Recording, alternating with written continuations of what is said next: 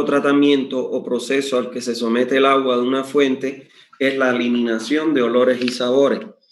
¿Qué sucede? Que muchas veces el agua, al estar en contacto con las plantas o al estar en contacto con los peces roban el oxígeno y desprenden dióxido de carbono. Y este dióxido de carbono y otros gases que generan las plantas le pueden dar olor y sabor al agua. Y entonces uno la pasa a través de, como se ve aquí, un sistema de bandeja que es un aereador, donde el viento, al actuar sobre el agua que cae de una bandeja a la otra, arrastra esas sustancias volátiles, como es el dióxido de carbono o cualquier otro gas, que le genere olor y sabor al agua, mejorando totalmente su calidad al paladar.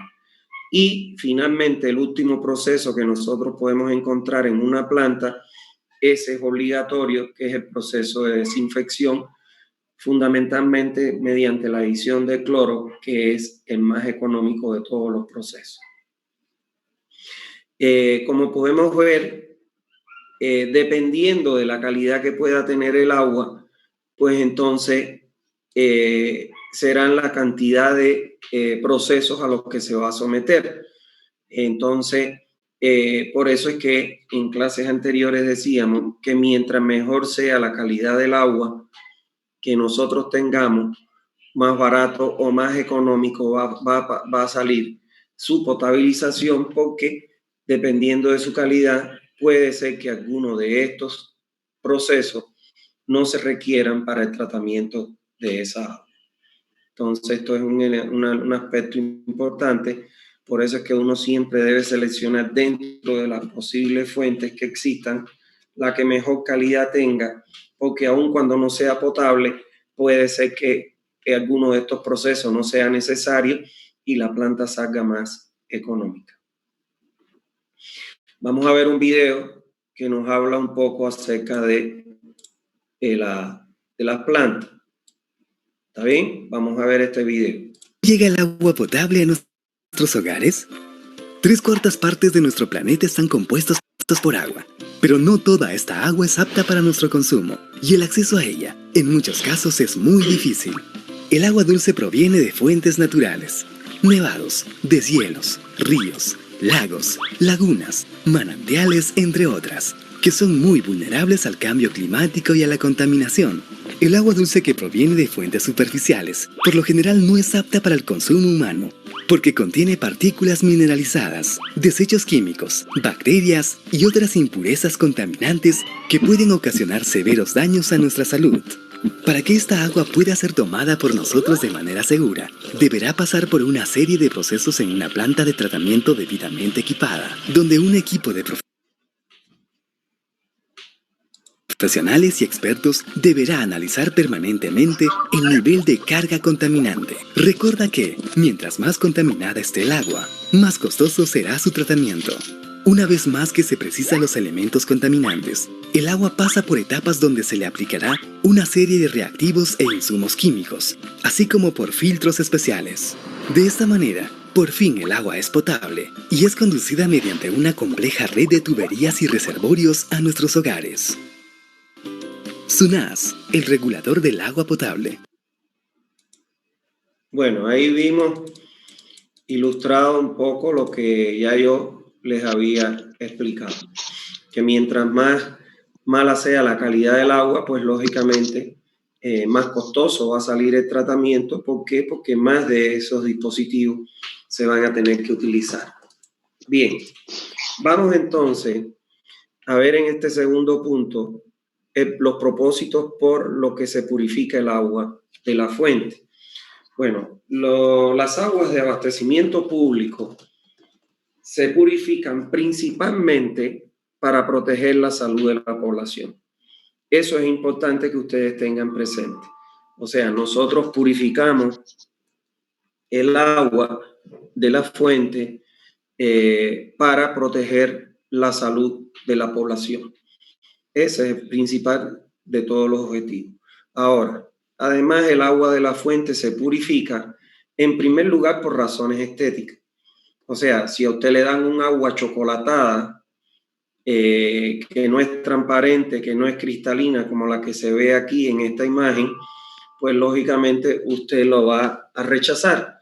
Entonces es muy importante que se purifique por razones estéticas para que la persona que la vaya a consumir, bueno, pues no se encuentre con un agua como esta, que lógicamente no la va a querer tomar. En segundo lugar, por razones económicas. Por ejemplo, en una lavandería, si nosotros no ablandáramos el agua, como ya les expliqué en clases anteriores, pues entonces, ¿qué es lo que sucedería? El costo del lavado de la ropa saldría mucho más caro. ¿Por qué? Porque un agua dura, lógicamente, consume más detergente y más agua para eliminar ese detergente. Entonces, por razones económicas, también se purifica el agua. El otro propósito de la purificación del agua es por razones industriales. O sea, hay aguas como por ejemplo la que se utilizan en las bebidas, que consumimos, que si no fueran totalmente desmineralizadas, pues lógicamente se formaría un algodón y entonces la producción se echaría a perder. Pero también, por ejemplo, aquí para el lavado de frutas, de hortalizas, etcétera, si el agua no está purificada, pues entonces la podríamos contaminar en vez de lavar esos alimentos. Y además, el agua se purifica por razones de salud pública, porque ya nosotros conocemos que si nosotros tomamos un agua que esté contaminada, pues nos puede desatar las enfermedades de origen hídrico y por consiguiente, puede adquirir inclusive hasta el cólera y ocasionarnos la muerte. Y por último, el otro objetivo por el cual se purifica el agua es ocasionalmente para proteger a los bañistas de una piscina. O sea, no hay nada más peligroso que bañarse en una piscina que no tenga un sistema de recirculación y un buen tratamiento. ¿Por qué? Porque el agua puede adquirir ciertas algas, ciertos hongos y bacterias que pueden dañar la salud de los bañistas, sobre todo dañar la vista, dañar los oídos, dañar la piel, etc. Entonces, también por razones de protección de los bañistas, se purifica el agua. Entonces, estas son en sí las 5 razones por las que el hombre purifica el agua, fundamentalmente haciendo hincapié por estas que son por razones de salud pública para proteger sobre todo al consumidor. Vamos a ver ahora los métodos de tratamiento para la potabilización. Dentro de los métodos de tratamiento para la potabilización tenemos, en primer lugar, la remoción de la materia flotante. O sea, un primer método que nosotros aplicamos de tratamiento para la potabilización del agua es la remoción de la materia flotante. O sea, como bien les decía, muchas veces en el agua de la fuente, cuando son sobre todo superficiales, ríos, quebradas, etcétera, arroyos, pueden arrastrar ramas de árbol, hojas, bolsas, pomos, etcétera. Y entonces esa remoción de esa materia que viene flotando en el agua la realizamos por medio de un dispositivo que se conoce como el cribado o cámara de reja. El segundo método de tratamiento es la remoción de los sólidos en suspensión que pueden afectar el color y que pueden producir turbiedad en el agua. En otras palabras, que el agua sea turbia y no sea cristalino, transparente, como dice la definición. Entonces, para ello, nosotros, para eliminar estos sólidos en suspensión y reducir el color y la turbiedad a los valores estándar del agua potable, utilizamos como dispositivo el desarenado, la sedimentación, que puede ser simple o provocada, y la filtración. O sea, estos son los 3 dispositivos que nosotros empleamos en la remoción de sólidos en suspensión. Por otro lado está la remoción de olores y sabores. Les decía, el contacto del agua con los peces, el desprendimiento de dióxido de carbono, el contacto del agua con las plantas acuáticas, le pueden transmitir ciertos olores y sabores al agua. Entonces, ¿cómo nosotros eliminamos esos olores y sabores? E inclusive las algas, o sea, el agua, al estar en contacto con la luz solar, se empiezan a generar las algas, que es esa tonalidad o coloración verde que coge el agua en la superficie, y el alga es un elemento negativo en el agua potable. ¿Por qué? Porque el alga le da un amargor al agua. Por eso ustedes ven, fíjense, cuando compren una botella de agua de mesa, que todas dicen no exponer a la luz solar, porque cuando la expone a la luz solar comienzan a salir algas en el agua y entonces el agua tiene un cierto amargor. ¿Cómo nosotros removemos olores y sabores? Bueno, mediante la aireación, producto del arrastre del viento de esas sustancias volátiles que le transmiten olor y sabor, y además mediante el uso de sulfato de cobre, que este se emplea para eliminar la sarga y evitar el amargor que ellas producen. O sea, mediante la aireación y mediante la adición de productos químicos como el sulfato de cobre para eliminar la sarga. Cuarto es la remoción de bacterias. Y para la remoción de bacterias, lo que más se utiliza hoy en día, aparte que vamos a aprender otros tipos, como son el uso del ozono y el rayo ultravioleta, pero lo que más se utiliza por ser aproximadamente unas 10 veces menos costoso que estos otros tratamientos, es la desinfección mediante el uso del cloro. ¿Está bien? Entonces, estos son los 4 métodos para el tratamiento del agua en su potabilización. Ahora bien, vamos a ver ahora una breve descripción de los procesos que componen una planta potabilizadora. O sea, vamos a hablar ahora brevemente de los diferentes procesos que componen la planta, los dispositivos que se colocan. En primer lugar, el primer proceso que nosotros vimos fue el cribado, donde el agua de la fuente deberá estar previamente libre de objetos, ramas, hojas para lo que se colocan, lo que se conocen como las cámaras de reja, que son estas que están acá. Fíjense ustedes, si ustedes se fijan acá, tiene unas barras o unas pletinas que se colocan verticalmente con un cierto ángulo entre 30 y 60 grados de inclinación y con un espaciamiento entre 2,5 a 5 centímetros. De manera que todos los objetos que vienen flotando como rama, bolsa, etcétera, se retienen en esta reja para después con un rastrillado depositarlas aquí, terminarlas de escurrir y llevarlas a un entierro sanitario, con lo que se libera de ese tipo de objetos que ya se constituyen en contaminantes que tiene el agua de la fuente. Las velocidades que se recomiendan para diseñar estas rejas deben oscilar en que entre los 0,3 metros por segundo y los 0,8 metros por segundo. Porque la velocidad en la reja, en la cámara de reja, no debe ser menor a 0,30, porque las velocidades de sedimentación de las arenas y las areniscas oscilan entre 0,15 y 0,30. Y aquí el objetivo de la cámara de reja no es retener arena y arenisca, sino solo es retener las materias que vienen flotando en el agua. Entonces, por eso es que la velocidad debe ser mayor que 0,30 para que las arenas y las areniscas sigan su curso y sean retenidas en el próximo dispositivo. Cada dispositivo que se coloca en una planta tiene una función específica. Nunca un dispositivo cumple más de una función. El cribado, la función que cumple el cribado, ¿cuál es? Es única y exclusivamente retener los objetos de gran tamaño que vienen flotando en el agua. ¿Y por qué la velocidad no puede ser mayor a 0,8?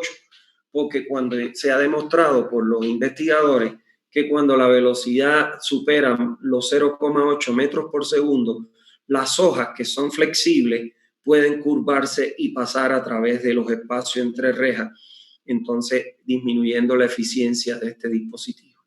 Entonces, por eso es que nunca las velocidades pueden ser mayores a 0,8. El otro dispositivo que se coloca, lógicamente, a continuación del cribado es el desarenado. El agua de la fuente deberá ser desarenada para evitar que estas partículas ingresen al proceso de sedimentación, sobrecargando estos dispositivos, interfiriendo su operación y mantenimiento, para lo que se colocan las cámaras desarenadoras.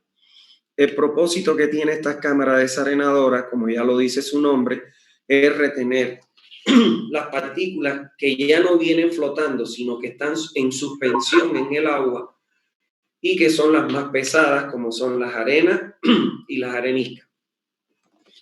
¿Qué cosa es un desarenador? Fíjense ustedes que yo vengo con un canal estrecho y produzco un ensanchamiento de ese canal para lograr que las velocidades que se produzcan en el interior de este ensanchamiento estén entre 0.15 y 0.30 metros por segundo, que son las velocidades de sedimentación de las arenas y las areniscas. ¿Está claro? Fíjense en un detalle importante. En la medida en que vamos avanzando en los dispositivos, van a ir disminuyendo las velocidades porque cada vez las partículas que vamos a ir reteniendo son más livianas y necesitan de menos velocidad. Fíjense ustedes aquí, 0.3, 0.8 la velocidad, aquí baja de 0.15 a 0.30. Entonces, vamos a ver ahora el otro dispositivo que es la sedimentación simple. ¿En qué consiste? Consiste en restarle velocidad al agua, o sea, disminuir aún más la velocidad. Fíjense ustedes ahora, de 0.15 a 0.30, en un sedimentador la velocidad disminuye a 0.005 metros por segundo. O sea que ya hacemos una velocidad muy pequeña, casi nula, de manera tal que demos margen a que las partículas más livianas puedan sedimentar y quedar atrapados en el fondo de estos sedimentadores.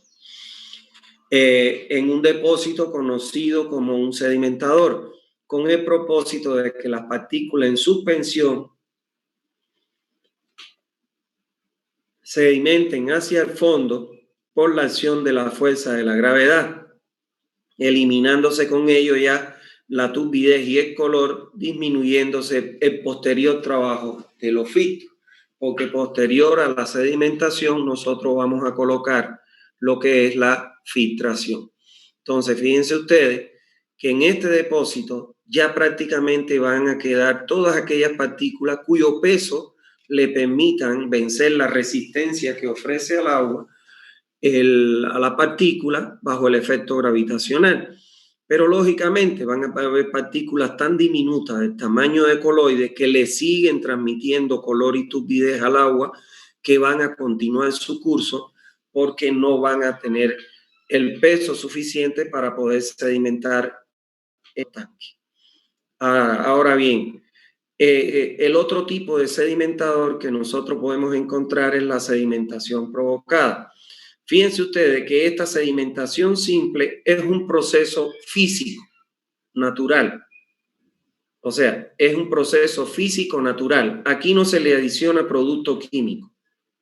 ¿Está bien? Aquí sedimenta la partícula bajo el efecto gravitacional y por su propio peso. Ahora, ¿cuál es la diferencia con la sedimentación provocada? Que antes del ingreso del agua al sedimentador, yo le voy a incorporar un producto químico que se llama sulfato de aluminio o de alúmina. Este producto químico tiene como propiedad que aquellas partículas, las diminutas, los coloides, que no sedimentarían en una sedimentación simple, al adicionar el sulfato de aluminio, estas partículas, al absorber el sulfato de aluminio, hace que actúen como un imán, o sea, se atraigan estas partículas tan pequeñitas a formar una nueva partícula que se conoce con el nombre de flóculo, que es la unión de varias pequeñitas hasta formar una de mayor tamaño y mayor peso que le permite la sedimentación. Entonces, la diferencia que tiene la sedimentación simple de la provocada es que en la provocada utilizamos un producto químico. Lógicamente, este producto químico encarece el proceso de potabilización porque tiene un costo el comprar el producto químico y además en una sedimentación simple puede ser operado por una persona que usted prepare que no sea profesional, porque lo único que tiene que hacer es abrir las válvulas para limpiar los lodos sedimentados. Pero en una sedimentación provocada, como tienes que adicionar un producto químico, entonces solo tiene que hacer o un ingeniero químico o un ingeniero como ustedes, civil, especializado en ingeniería sanitaria.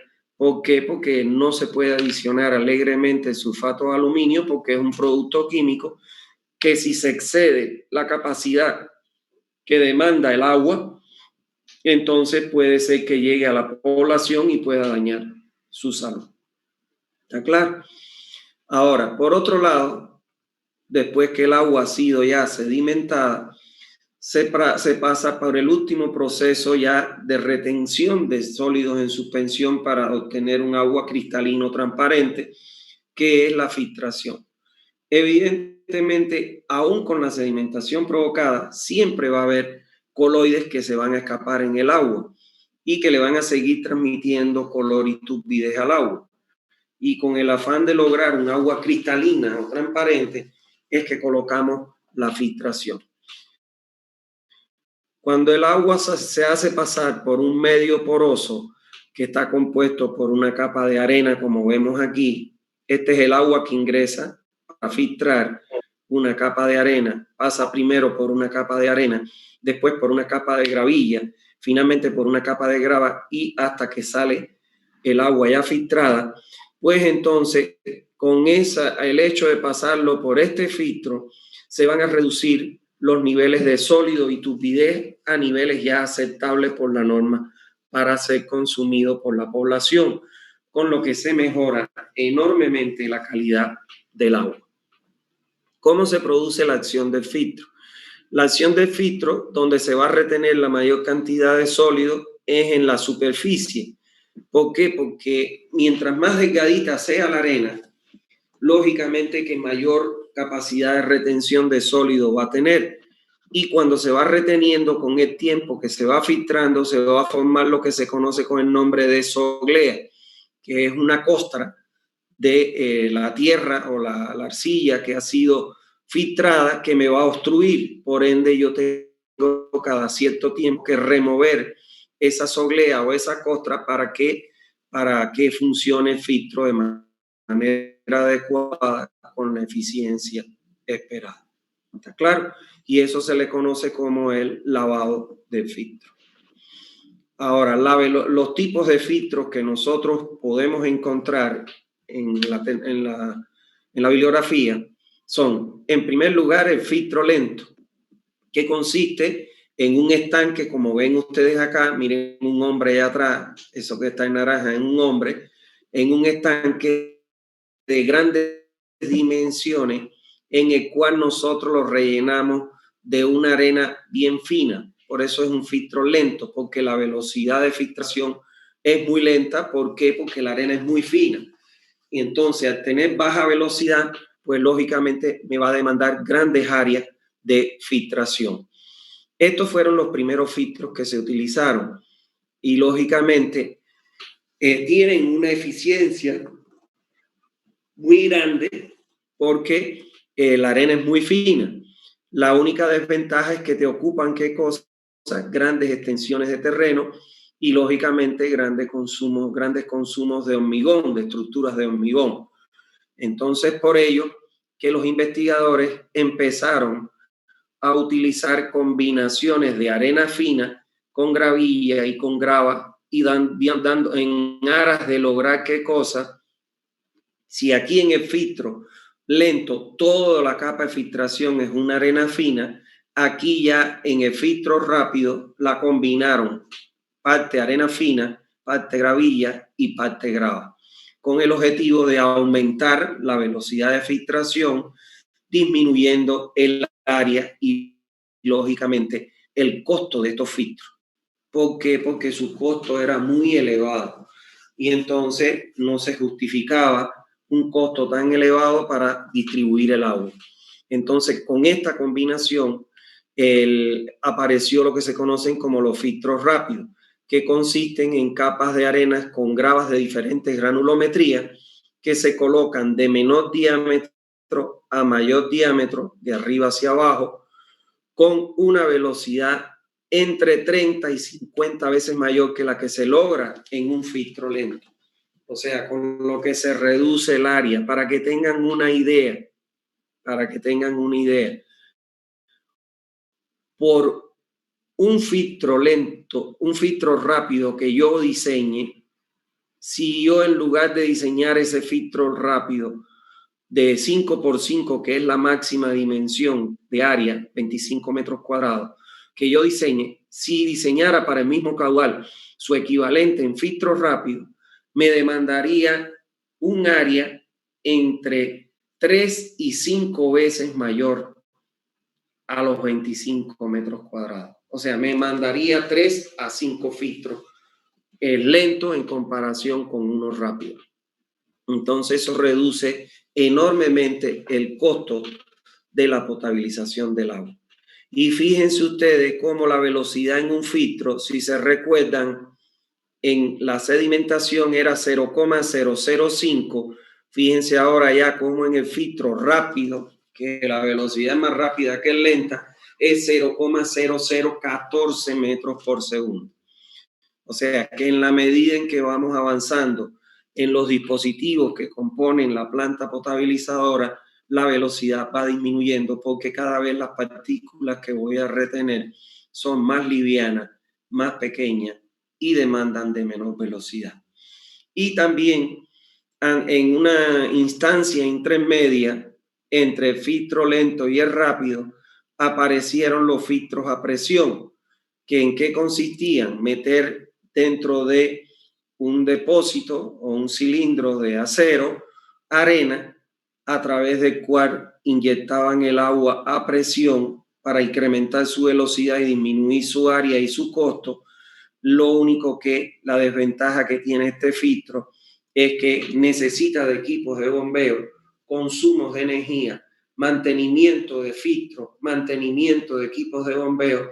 Por ende, fue que el hombre siguió buscando hasta que encontró el filtro rápido, que es lo que más se utiliza hoy en día en las plantas potabilizadoras. O sea que de los 3 filtros en las plantas potabilizadoras que nosotros diseñamos para los sistemas de distribución de agua a la población, utilizamos el filtro rápido. El filtro a presión se utiliza más en campamentos pequeños.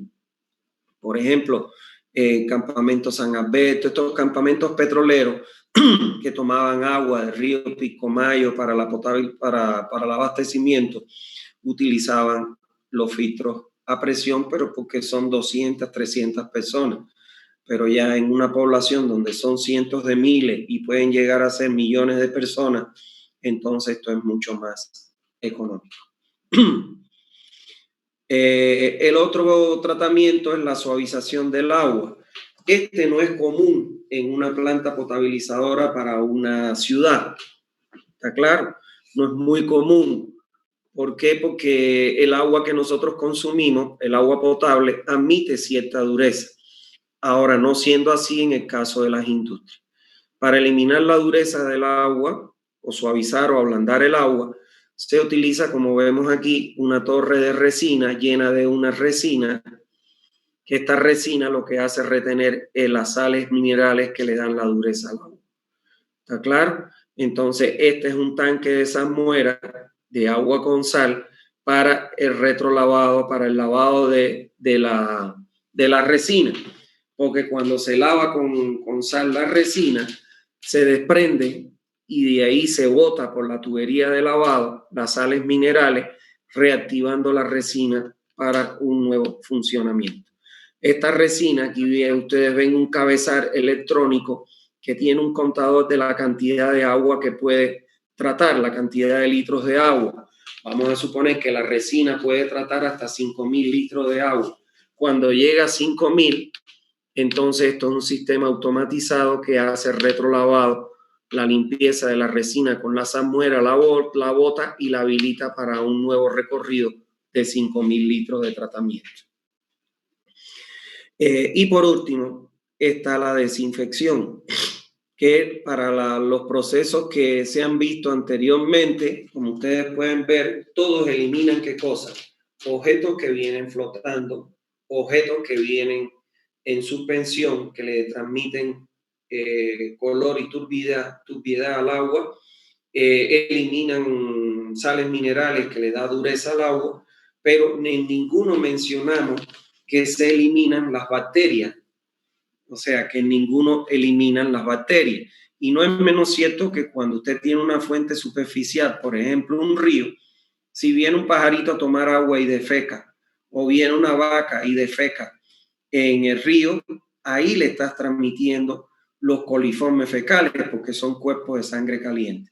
Entonces, la única manera que tenemos de eliminar esos coliformes o esas bacterias es mediante la desinfección. Que existen tres tipos de formas de desinfectar un agua. La más usada y la que se utiliza en las plantas es la desinfección mediante el uso de cloro, que con estas bombas, que son bombas dosificadoras, se le inyecta el cloro al agua de acuerdo a la cantidad o demanda que dé el tipo de calidad de agua que nosotros vamos a tratar con la desinfección. Ahora, ya tanto los rayos ultravioleta como el ozonizador se utilizan más para desinfectar el agua de mesa. No así en el caso de las plantas, porque encarecen mucho más el costo de la potabilización del agua. Entonces, lo que más utilizamos en las plantas potabilizadoras de agua es precisamente el dosificador de cloro y el uso del cloro, que es la lavandina, entre un 5 y un 15%, que es la que nosotros vemos comúnmente en el mercado y que compramos para desinfectar los ambientes de nuestro domicilio. ¿Está bien? Entonces, eso es importante. Vamos a ver en el punto 5 qué se define como planta potabilizadora.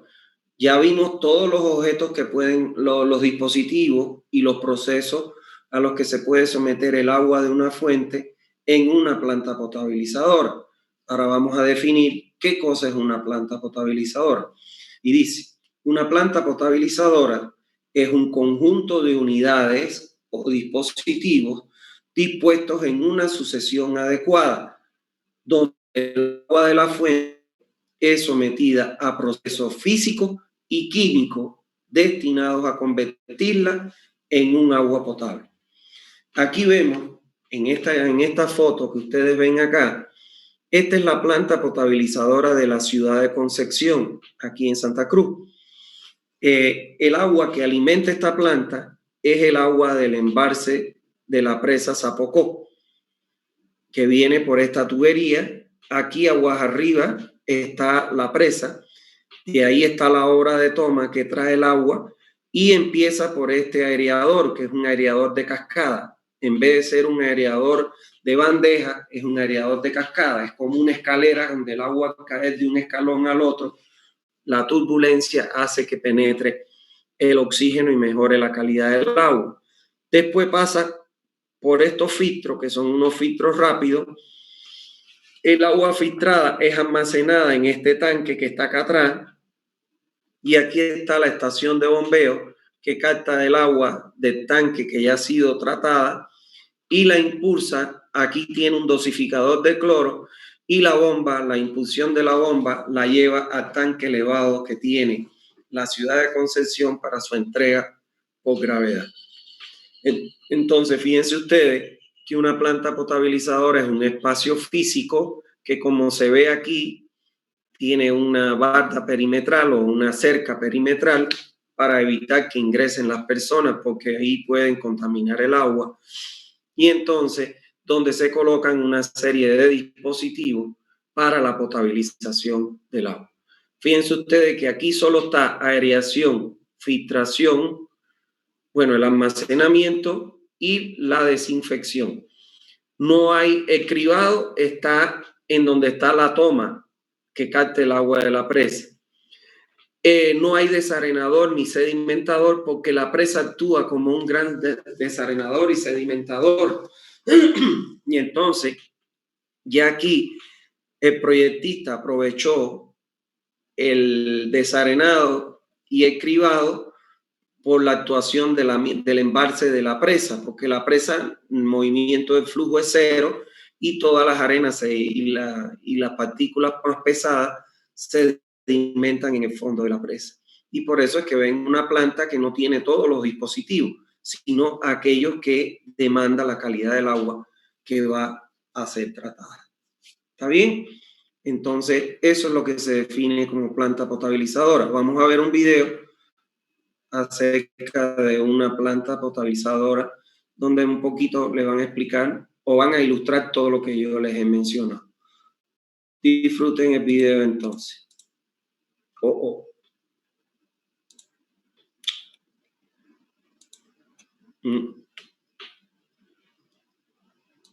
Ahí les va.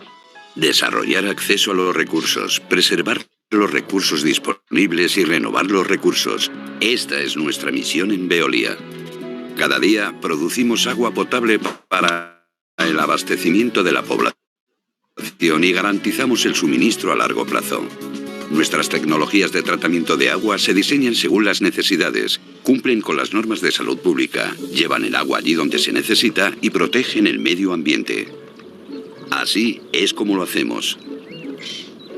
Captamos el agua del medio natural, un río o un lago, por ejemplo. También se puede captar aguas subterráneas. Para proteger estos recursos a largo plazo, medimos y monitorizamos la disponibilidad de agua, su calidad y los volúmenes que se extraen.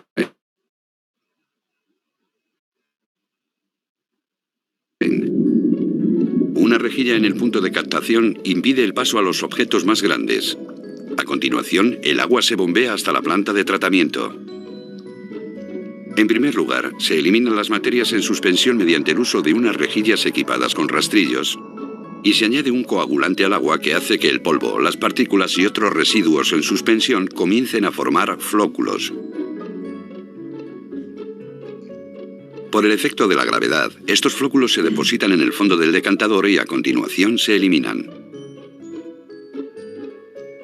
El agua decantada sale por la parte superior del proceso a través de unos canales. La filtración es la siguiente etapa clave de esta primera fase. Una o varias capas de arena retienen las materias más finas. En algunos casos se puede usar sistemas de filtración por carbón activo o membranas. A continuación se desinfecta el agua con ozono, un gas que inactiva virus y bacterias. Esta desinfección también se puede hacer con cloro o luz ultravioleta. Finalmente, añadimos al agua una gota de cloro por cada volumen equivalente a 5 bañeras de agua para prevenir el desarrollo de microorganismos en la red de distribución. Para controlar y ajustar la calidad del agua, empleamos sensores y realizamos análisis en cada etapa del tratamiento. Ahora, el agua es potable, es decir, tiene una calidad requerida para el consumo humano y puede ser almacenada como paso previo a su distribución final a los consumidores.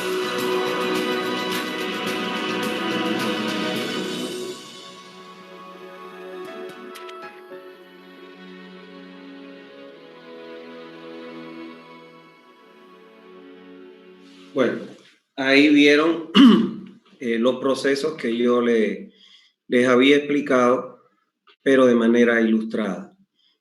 Bueno, entonces vamos a ver ahora la aclaración de las dudas que ustedes tengan. Comenzar diciéndole en relación con las clases que les insisto y les pido, hay algunos alumnos que todavía ingresan con su nombre.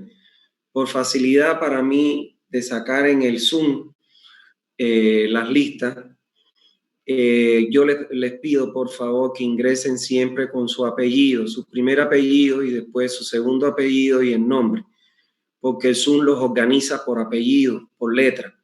Si ustedes ponen el nombre y otros ponen el apellido, entonces ya no se organiza como yo lo quiero. Y otra cosa que les quiero decir, hay estudiantes que ingresan a última hora para que les dé la asistencia. No lo hagan porque Zoom me dice a mí la hora en que ustedes ingresan, la hora en que ustedes salen, los minutos que estuvieron en clase Entonces, bueno, traten de dar las clases, que es lo más importante.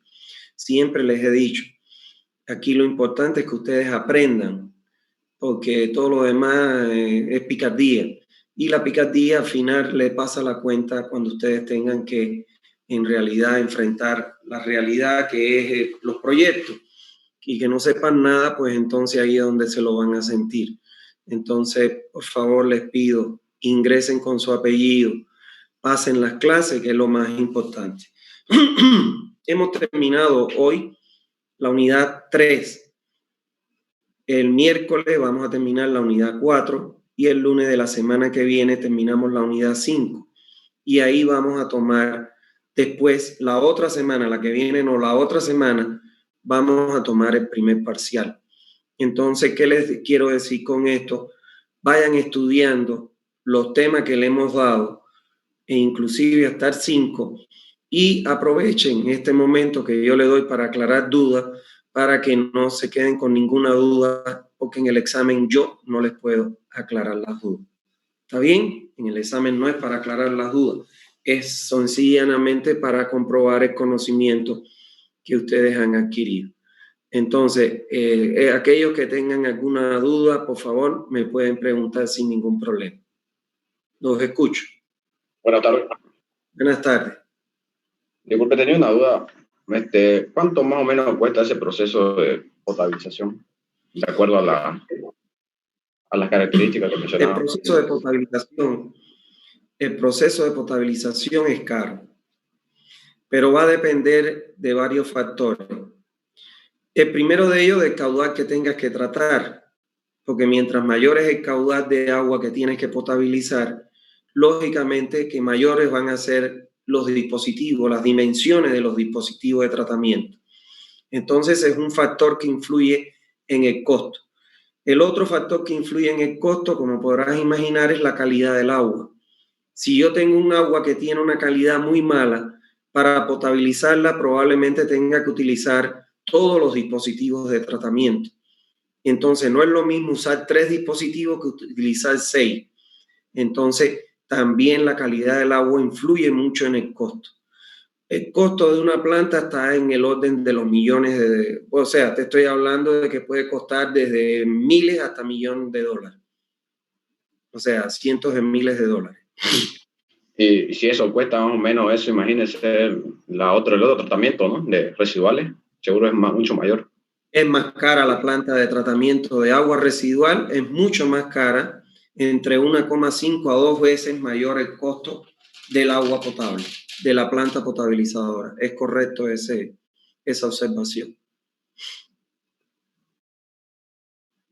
¿Alguna otra duda que tenga?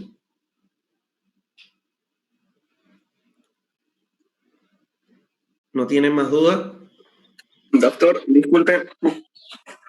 Acá en Bolivia, ¿qué tamaños de sedimentadores hay? Y más o menos, ¿cuáles serían las capacidades de abastecimiento que tienen hacia la población? Me refiero más al caudal que salen de los sedimentadores, porque el tiempo de sedimentar es muy corto, creo. No, el tiempo en un sedimentador oscila entre las 2 y 6 horas. La retención del agua en un sedimentador oscila entre 2 y 6 horas. Lógicamente, como bien te decía, dependiendo del caudal y de la calidad del agua. Mientras más mala es la calidad del agua, más tiempo tiene que retenerlo en el sedimentador. Para calcular el volumen de un sedimentador, volumen es igual a caudal por el tiempo de retención. Entonces, mientras mayor es el caudal, como es directamente proporcional al volumen, mayor será el volumen que va a tener que almacenar el sedimentador y mayor es el tamaño. Y mientras mayor mientras más mala es la calidad del agua, pues entonces en vez de colocarle 2, le voy a tener que colocar 6 para dar más tiempo a retener la mayor cantidad de sólido y por ende voy a tener mayor volumen, me va a salir más costoso. Los sedimentadores que más se utilizan son los circulares, como vimos ahí, los rectangulares. De preferencia, siempre que exista el espacio físico, es más conveniente colocar un rectangular. ¿Por qué? Porque es más fácil desde el punto de vista constructivo. Son muros que están colocados verticalmente a 90 grados que se pueden encofrar y fundir. Ahora, en el caso de que el área o el espacio físico que uno disponga para la planta sea pequeño, entonces es mejor colocar los sedimentadores circulares porque ocupan menos área en planta. Son más complicados constructivamente porque al ser circular y cónicos, entonces desde el punto de vista constructivo son más complejos, pero se hacen también. Entonces se utilizan uno u otro y las dimensiones o el tamaño va a depender, como te dije, del caudal. Por ejemplo, si fuéramos a diseñar un sedimentador para la ciudad de Santa Cruz, yo supongo que debe estar en unas dimensiones de los 10 metros de ancho por 30 metros de largo o de diámetro, si es circular, de 30 metros de diámetro, para que tengas idea de la magnitud. En los estudiantes que pasan conmigo la asignatura de planta, para tratar una pequeña población, que estamos hablando de unos 15.000, 17.000 habitantes, ellos les da como dimensiones de sedimentador, aproximadamente les da un sedimentador que tiene unos 7 metros de ancho por 14 de largo, para tratar unos 15.000 a 19.000 habitantes. O sea, un caudal de unos 23 litros por segundo. Da unas dimensiones de 7 por 14 metros. 7 de ancho por 14 de largo. O sea, para que tengan una idea de más o menos del tamaño, ¿no? Dependiendo del caudal. Disculpe. Y eso que yo no le doy un agua de muy mala calidad para que no le salga más grande. Disculpe. Hola. Sí, dime. Usted mencionaba sobre los tipos de filtros, ¿no? Mi pregunta es si se siguen utilizando eso, o sea, no eran tan favorables o sea, eran los cuales tenían un costo, ¿no? Que era mayor. ¿Se siguen utilizando eso en algunos lugares o ya no? Sí, hay quien utiliza filtros lentos cuando, por ejemplo, tu caudal es pequeño. Pero para las grandes ciudades o poblaciones ya inclusive rurales, ya lo que se utilizan son los filtros rápidos porque peor aún en áreas rurales, mientras más costosa es la planta, pues lógicamente más difícil es de construir. Entonces lo que más se utiliza hoy en día en el mundo entero son los filtros rápidos. ¿Está claro? Ya los filtros lentos están descontinuados por lo caro que son y además porque demandan un mantenimiento muy frecuente, porque se obstruyen muy frecuentemente. Y entonces demandan de una limpieza muy frecuente que encarece lo que es la operación del sistema. Entonces, hoy en día, lo que más se utiliza son los filtros rápidos y ese es el que yo te recomiendo que utilices siempre.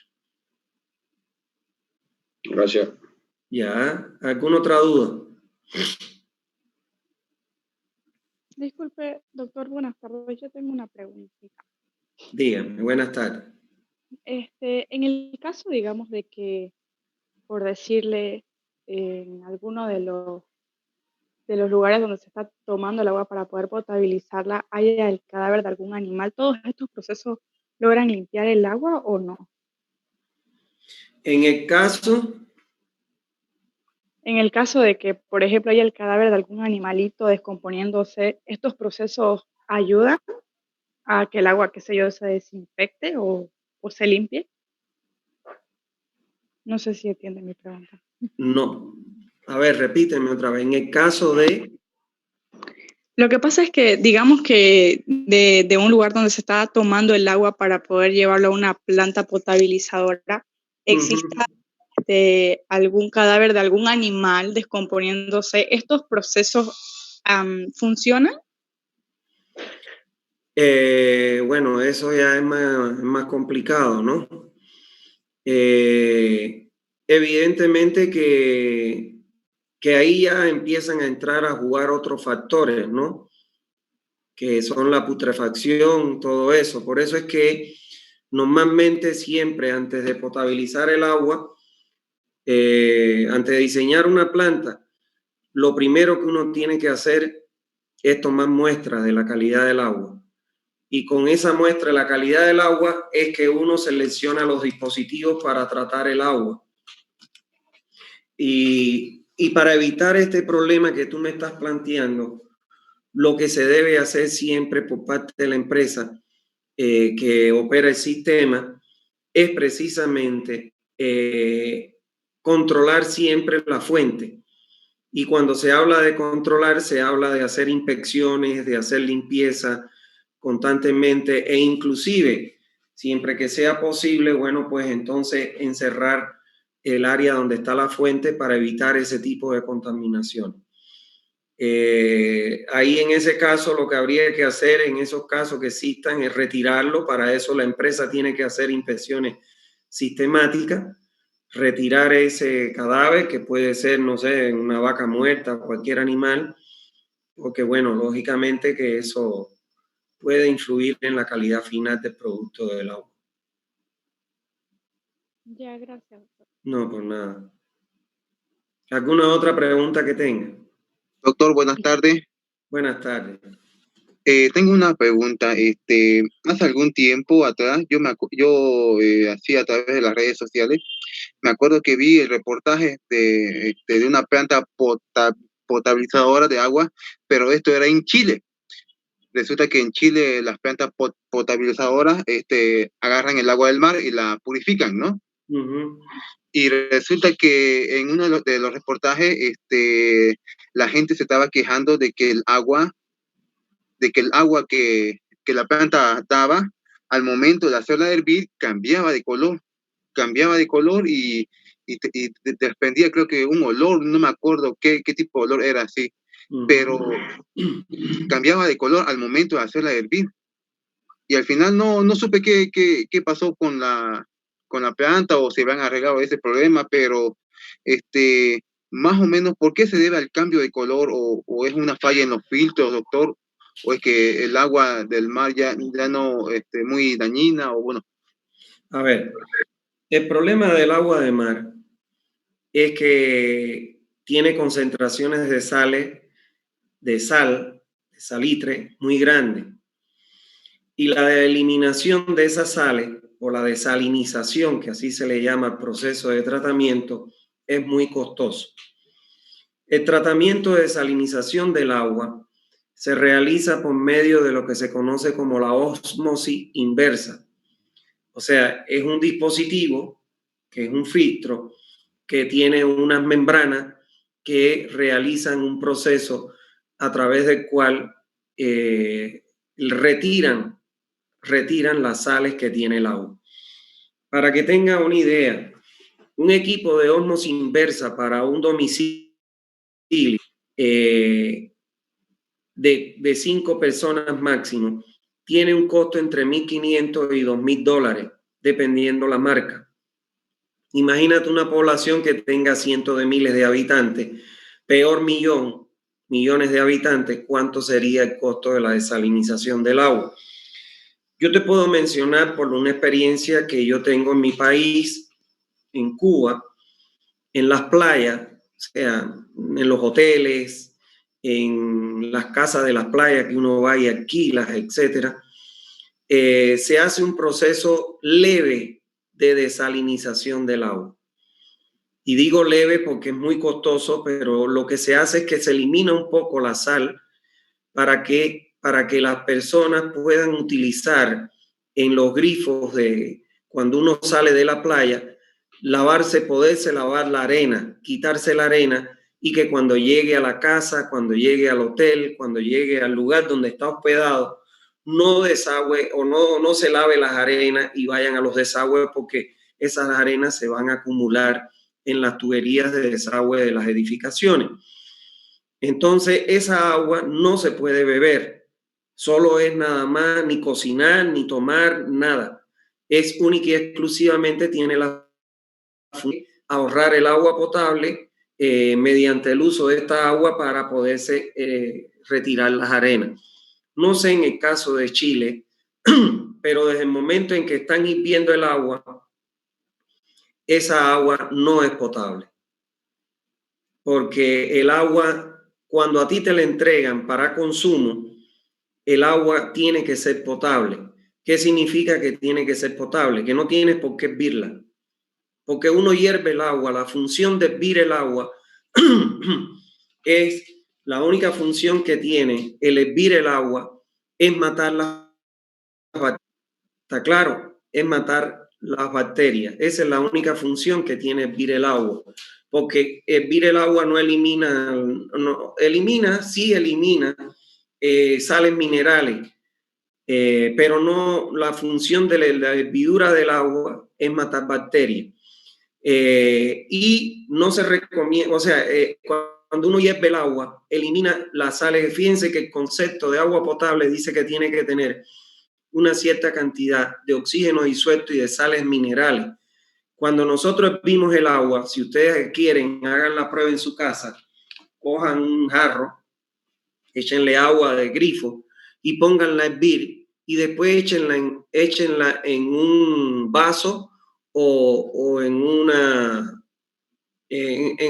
jarra de cristal y ustedes déjenla un rato y ustedes van a ver que se forma un colchón abajo en la parte inferior. El colchón son las sales minerales y cuando ustedes beban el agua van a ver que tiene sabor porque le eliminamos las sales minerales. Hay un proceso que se conoce con el nombre de pasteurización. ¿Qué significa eso? Que cuando nosotros hervimos por encima de los 60 grados el agua, la leche, etcétera, entonces ahí se matan todas las bacterias que son dañinas. En el caso de la leche, ¿por qué ustedes ven que existen leche que dice larga vida? La leche que dice larga vida es una leche pasteurizada. Es una leche que fue hervida a una temperatura mayor a los 60 grados y se eliminaron las bacterias que son las que hacen que se descomponga rápidamente. O que comúnmente, como nosotros decimos, se cortó la leche o se echó a perder. Entonces, por eso se pasteuriza. Y esa es la función que tiene la hervidura del agua, eliminar las bacterias y evitar que, bueno, te produzcan enfermedades de origen hídrico. Entonces, si ellos tenían que hervir el agua, es porque no es un agua potable. Es un agua que está desalinizada, pero no llega al nivel de ser un agua potable.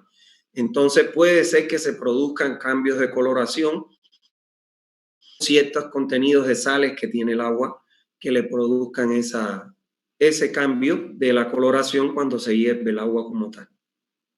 Una pregunta. Sí. Doctor.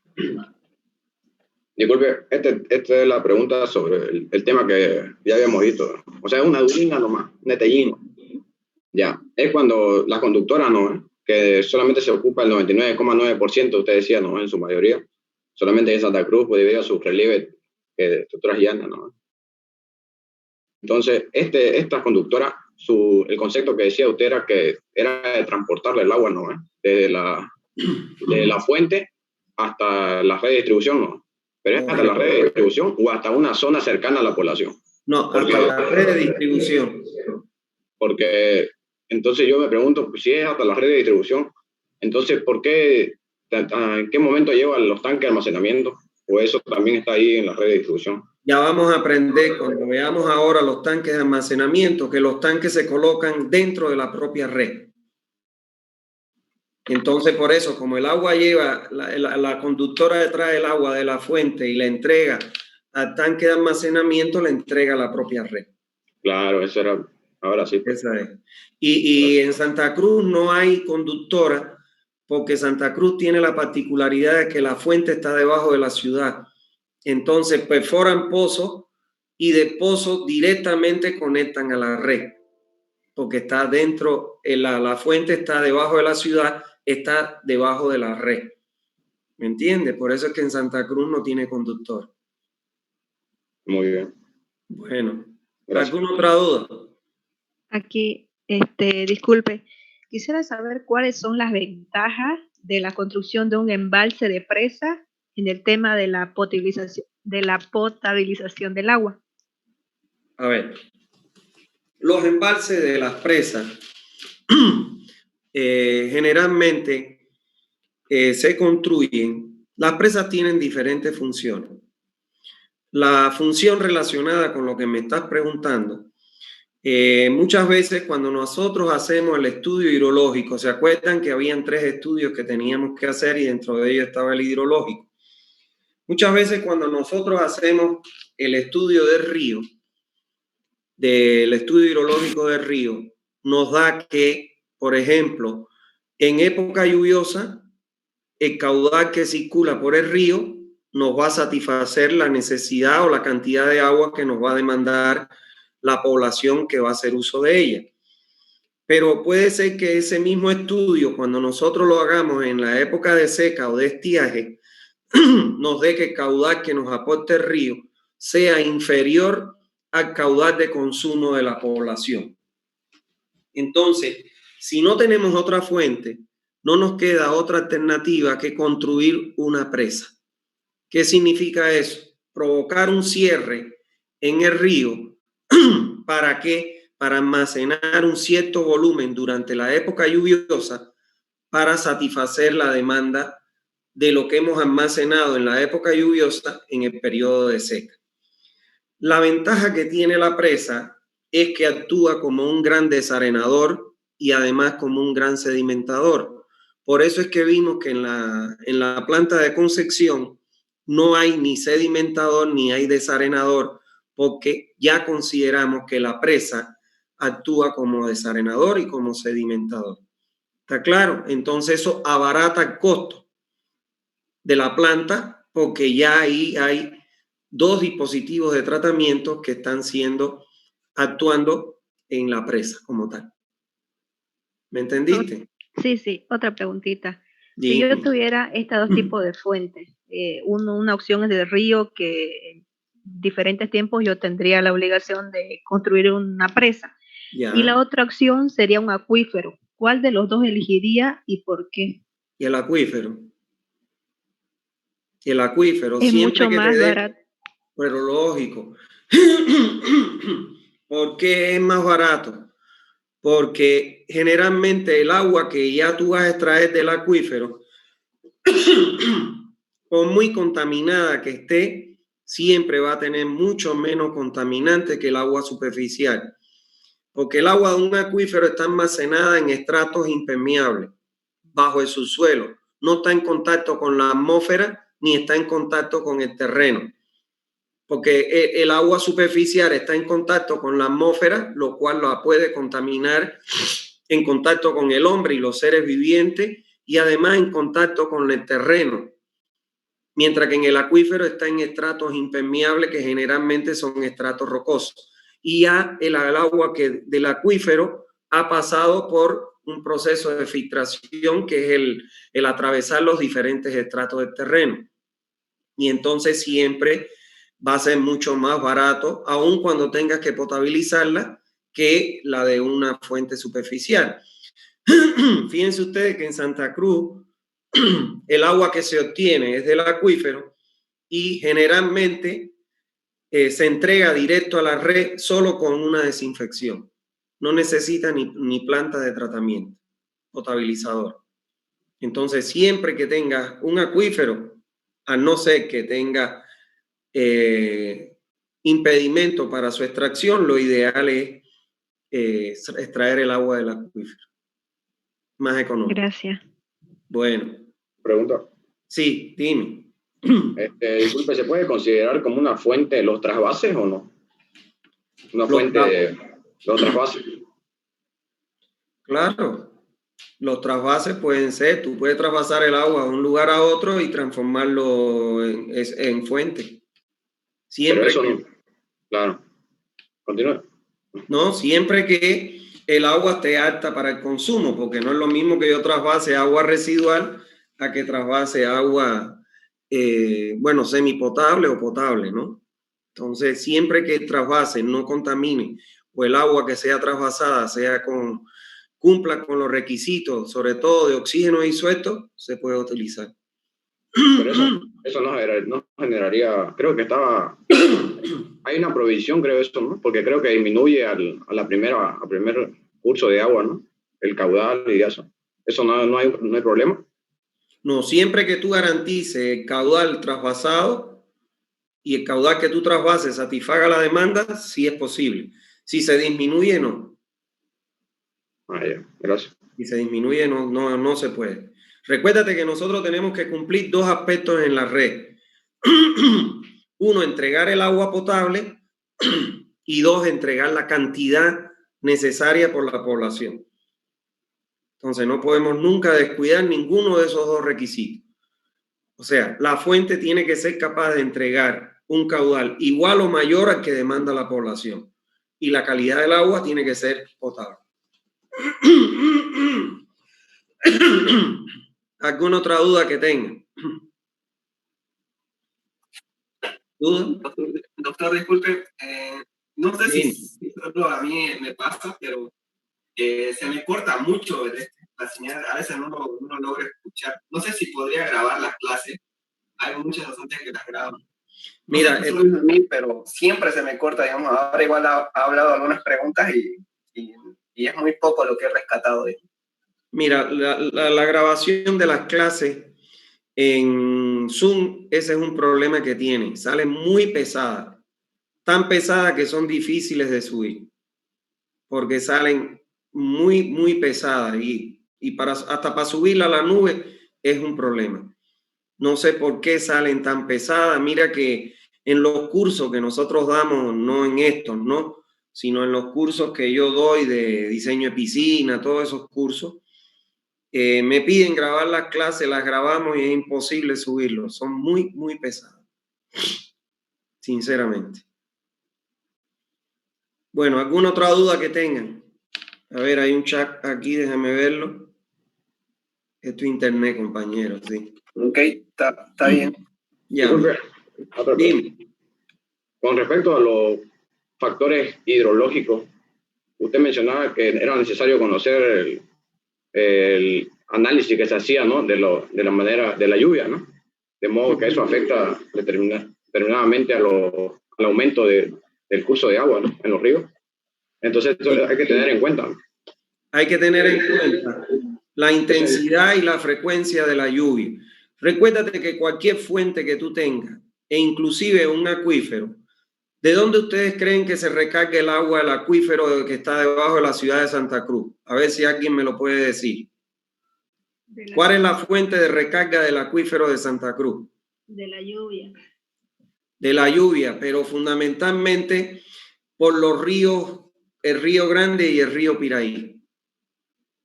Son las fuentes de recarga del acuífero.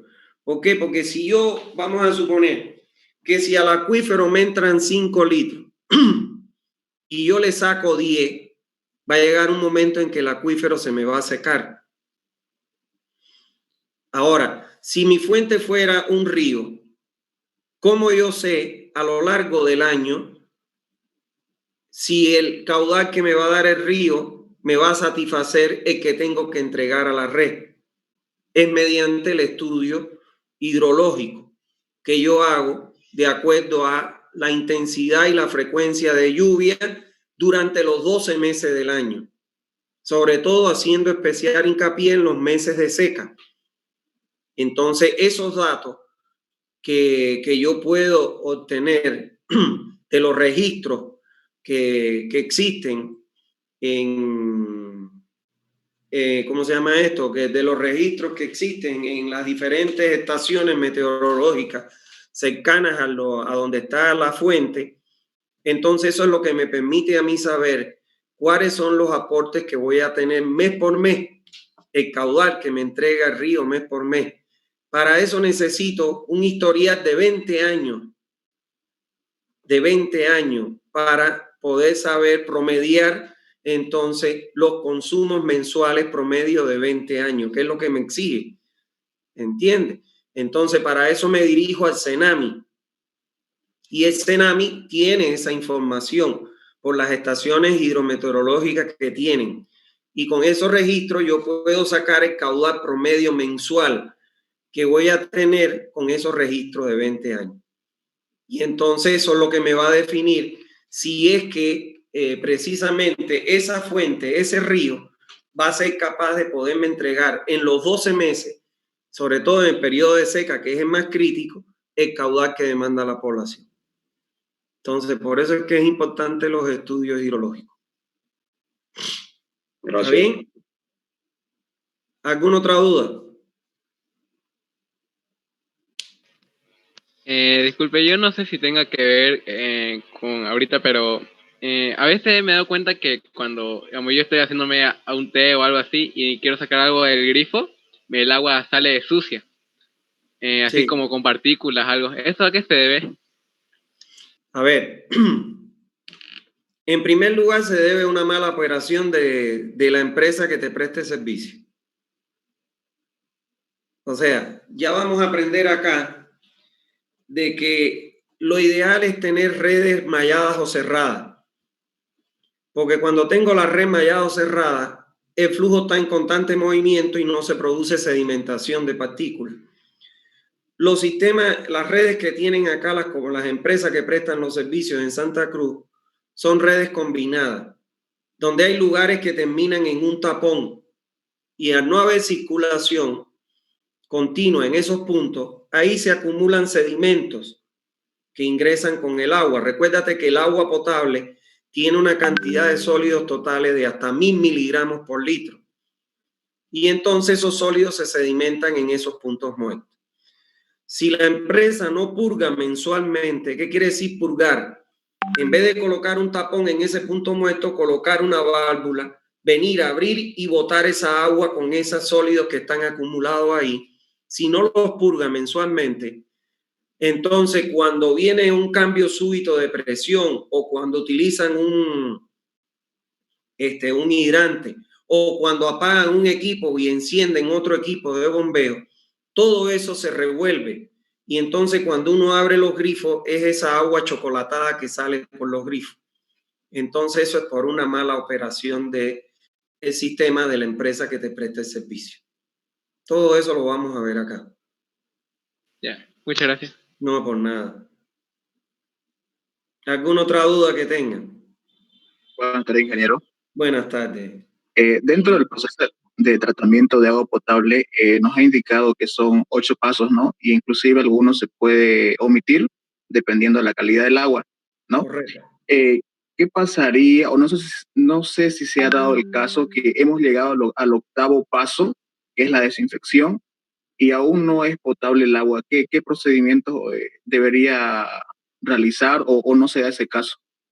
Lo que pasa es que cuando tú vas diseñando, sobre todo la filtración, que es el último proceso, tú vas a diseñar tantos filtros hasta que logres que el efluente que sale del último cumpla con los requisitos de agua potable, de color, turbidez, etc.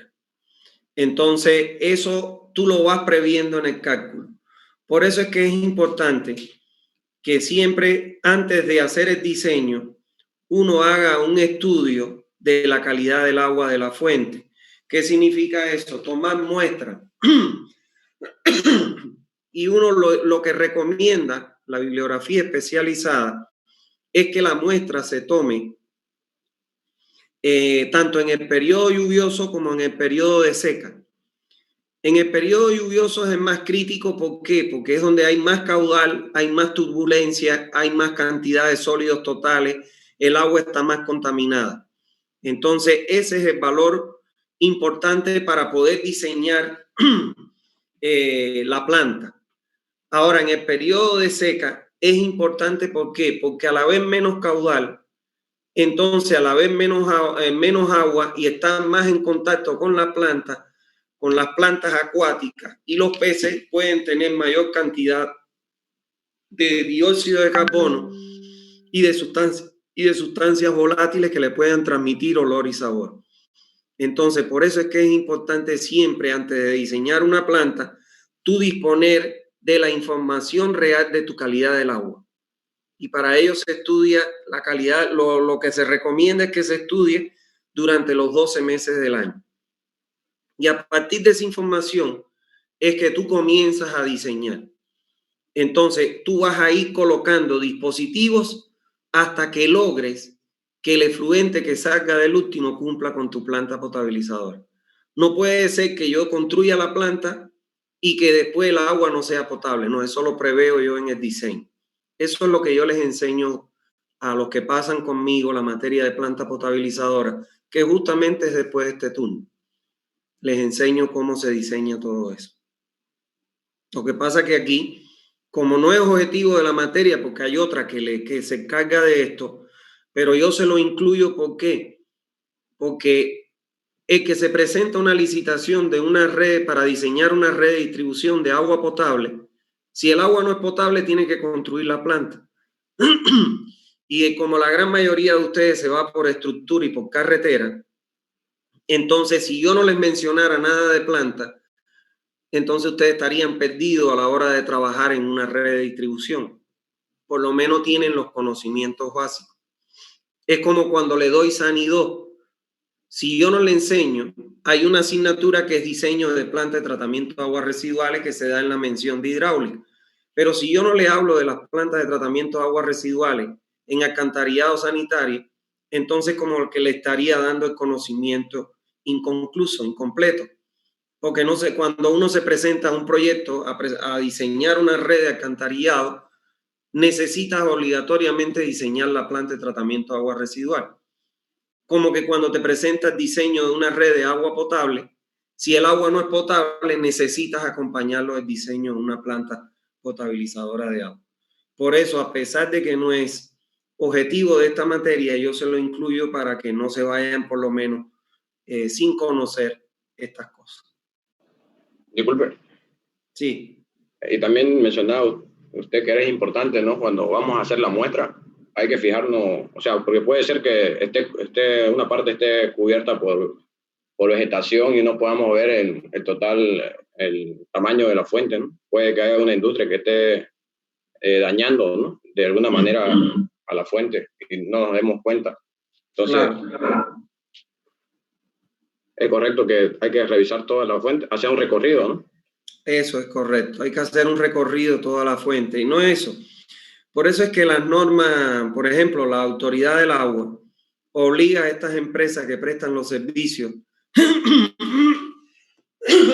perdón, estas empresas que prestan los servicios de distribución de agua, la Autoridad del Agua los obliga a monitorearlo semestralmente y anualmente la fuente. ¿Para qué? ¿Por qué? Porque puede ser que hoy la fuente sea potable, pero como bien tú dices, mañana construyeron una industria y largan las aguas a la fuente y ya el agua a lo mejor que llega ya no es potable. ¿Entiende? Entonces, cuando uno detecta de que la fuente tiene un cierto grado de contaminación, sobre todo de productos químicos, fertilizantes, hay que hacer un recorrido para detectar quién es la persona y lógicamente denunciarlo porque no pueden contaminar el agua máxime si se está utilizando para el abastecimiento de agua. Entonces eso es importante, el monitoreo de la fuente constantemente. ¿Alguna otra duda que tengan? Es muy bonita, estas materias son muy bonitas y la deberían aprovechar porque, como yo les dije, siempre la hidráulica siempre tiene trabajo y en su país hay mucho trabajo de hidráulica. Mucho. El problema es aprender la hidráulica bien para que la puedan ejercer. ¿Alguna otra duda que tengan? Ingeniero. Sí. ¿Podría expresar esto? Lo que hace tiempo recuerdo, como hace 5 años, yo creo que en la noticia salía que el río Piraí que estaba contaminándose más por el canal Isuto, ¿no? Que conecta todas las aguas. Por decir, el cuarto anillo es la que va llevando, más que todo lo que he estado observando, ¿no? Sí. Y yo vivo cerca del cuarto anillo igual de la Piraí y he podido observar, digamos, de que dentro de los canales que existen, creo que de cada vivienda, no sé si es por zonas que tienen el anillo de hormigón y va igual saliendo aguas residuales, ¿no? No sé si eso es bien planificado o qué se puede hacer, qué correcciones se puede hacer a ese sistema, porque se supone que tiene que ser un abastecimiento de agua bien de lluvias o de ríos, como es en este caso, ¿no? Claro. El problema de esto es el control que tengan las autoridades y los encargados en este caso, del sistema de drenaje. ¿Quién es el encargado del sistema de drenaje de la ciudad? Es la alcaldía. y el departamento de drenaje de la alcaldía tiene que estar monitoreando constantemente esos canales para evitar que se viertan aguas residuales, para evitar que se viertan todas las basuras, los desechos que se vierten de los mercados.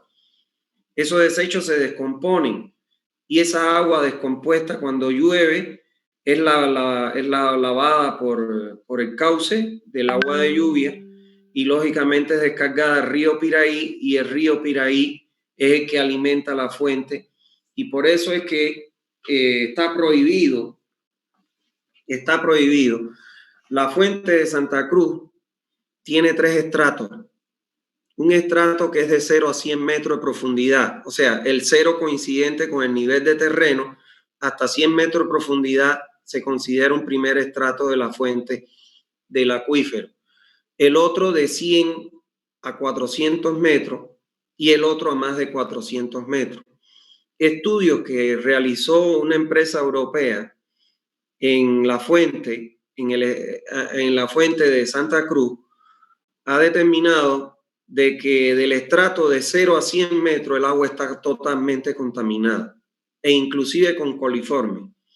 Por eso es que la autoridad del agua no autoriza la extracción del agua del acuífero a profundidades menores a los 100 metros por la contaminación indiscriminada, y en eso tiene que jugar una parte fundamental el control que tienen que hacer estas autoridades o estas empresas en estos departamentos encargados del drenaje.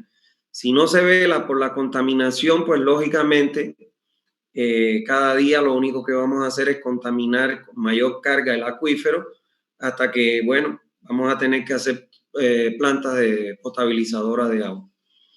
Entonces eso es un elemento importante.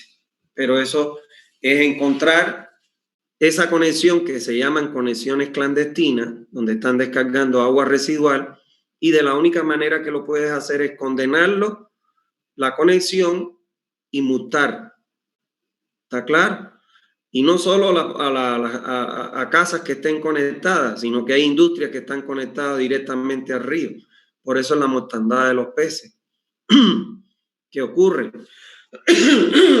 Porque las industrias largan directamente el agua residual, aparecen las bacterias, le roban el oxígeno al agua, y entonces los peces necesitan 5 miligramos por litro para poder vivir. Y si la pececita está embarazada, necesita hasta 10 miligramos por litro de oxígeno disuelto. Al no haber oxígeno, empiezan a boquear en la superficie hasta que mueren por asfixia. Pero eso es un problema de las autoridades. ¿Alguna otra duda que tengan? Doctor, buenas tardes, una consulta. Buenas tardes. Usted habla de que cavan a cierta profundidad. ¿Qué pasaría si, como no tenemos planta potabilizadora acá en Santa Cruz, qué pasaría si el acuífero se contamina? Y recientemente han sacado para hacer todos los análisis, pero por ahí quizá este motivo se contaminó después. Hay que hacer planta. Hubo casi un día, creo, entero, que el agua del grifo salió súper oscura. ¿O eso se debe a que el acuífero ya se contaminó o que algún conductor estaba dañado? Probablemente sea la conducción, pero si el agua que se saca del acuífero pierde su calidad y llega a un extremo que es necesario, que no cumple con la norma, pues entonces hay que construir plantas potabilizadoras de agua. Yo te puedo poner 2 ejemplos de 2 plantas que yo he diseñado, se las puedo mostrar en otro momento si ustedes me lo hacen acuerdo. En El Torno y en Jorochito tenían unos pozos que daban agua potable. De buenas a primeras empezó a aparecer hierro y manganeso en los pozos y el agua se hacía intomable. Uno está en Santa Marta y el otro está en Jorochito. Y entonces ya la población empezó a protestar, inclusive iban a tomar las cooperativas porque el agua no era potable, etcétera, etcétera. Y ellos nos contrataron a la empresa mía para que nosotros le diseñemos y le construyamos la planta. Y entonces hubo que diseñar y construirle la planta para tratar el agua que sale de la fuente y potabilizarla. O sea que cuando el agua no es potable, o sea, se puede perder calidad con el paso del tiempo, entonces hay que construir una planta, no hay otra. Lo que no puedes tú es incumplir con entregar un agua que no sea potable según lo que establece la norma, porque ellos pueden perder la licencia de funcionamiento. Y entonces ahí esos son dos ejemplos que se vieron obligados a construir plantas. Por ejemplo, en Copaír, en la radial 17, para la parte del cementerio, ahí tienen ese problema. Lo que pasa es que ¿cómo se llama esto? La gente no le ha puesto presión, pero cuando le pongan presión lo tienen que hacer. Ellos nos hablaron a nosotros le hicimos una propuesta, pero no quisieron nunca hacerlo porque la gente se cayó la boca y ahí están aguantando ahí hasta que la gente le proteste, pero esa es otra cosa, que muchas veces adulteran los informes que mandan a la autoridad del agua. Y entonces no se dan cuenta, porque si no la autoridad del agua o la autoridad del agua no revisa adecuadamente los informes. Porque cuando un solo parámetro que no cumpla de los 28 ya tienen que hacer una planta. Eso es. Bueno, entonces, ¿alguna otra duda que tenga? Ingeniero, buenas tardes. Yo quería hacer una pregunta en cuanto a las plantas potabilizadoras. Usted estaba mencionando. Quisiera saber el mantenimiento preventivo que se lleva a cabo en un año. ¿Cuántas veces se lo realiza? ¿O cómo se debe realizar este? El mantenimiento de las plantas se realiza en función de la calidad del agua que tenga. O sea, normalmente, para que tengas una idea, el lavado, el retiro del cribado es diario. O sea, la criba hay que ir rastrillarla y eso es diario.